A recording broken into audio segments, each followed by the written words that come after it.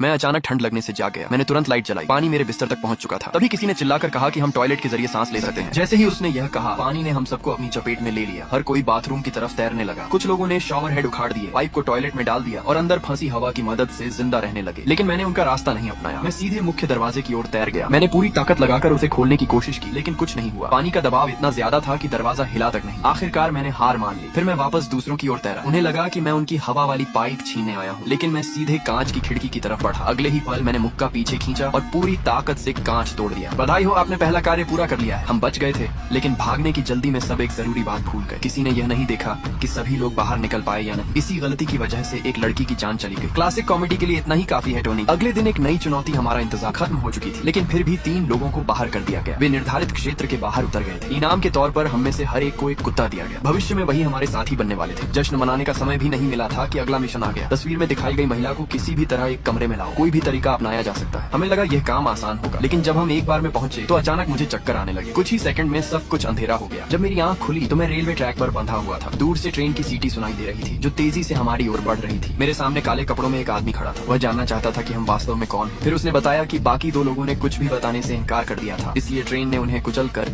2 हिस्सों में बांट दिया। ट्रेन लगातार करीब आती जा रही थी, लेकिन मैंने फिर भी एक शब्द नहीं कहा। किंग्समैन के लिए मर जाना भी स्वीकार है।